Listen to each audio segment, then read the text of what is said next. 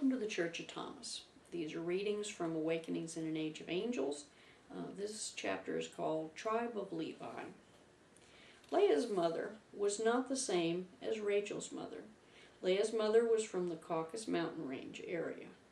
This range is the home of the Mount Ararat. People of the area were and are very fierce. They are infamous even to this day and are carrying blood feuds for generations. The men of the place were much lighter skinned and more delicate eyes. They called themselves the Sons of Light. They saw volcanic flows and earthquakes every year. Their beliefs were just as violent and fiery. To this day, even those who live in the Caucasus, called Christians, are steeped in blood and sacrifice. Leah learned her mother's people's ways, as all her daughters will. When it was time to marry, she was passed by because she looked different. Her skin tanned but never got very dark. Her strangely shaped eyes set her apart. It's why Laban tricked Jacob into marrying Leah first.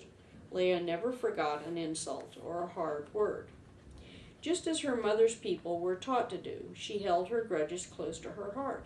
She swore never to forget that she was married in a bait-and-switch scheme to unload an unmarriageable daughter. She was bitterly resented the insult. In the beginning, if Jacob had showered her with love and affection, the insult could have been partly diffused. This did not occur, as we know. It was even worse when Leah started having kids. In spite of her giving Jacob strong, healthy baby boys, her husband still only bettered her as a husband's duty.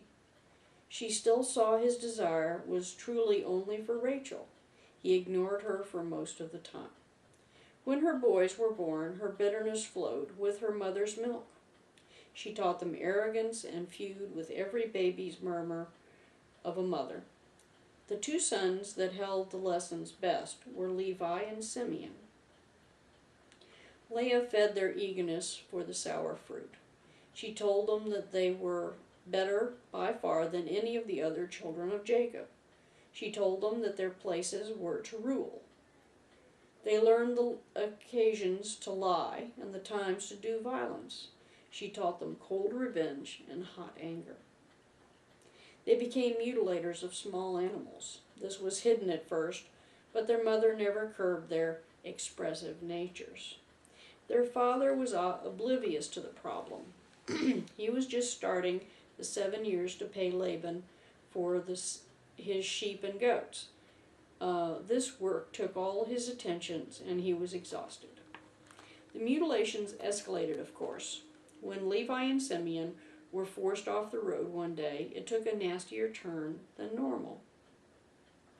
They were boys, and they were not working. The reason they had to leave the road was that 2 oxen were being walked to work a field. The driver was an adult farmer who was doing honest work to feed his family. He had the right of way on many levels. The added insult to the egos of Levi and Simeon was the ditch they retreated to was muddy, slick, and they fell down, soiling their clothes. This would not have been the case if, on seeing in the distance the oxen team, they could have found a less steep path into the ditch.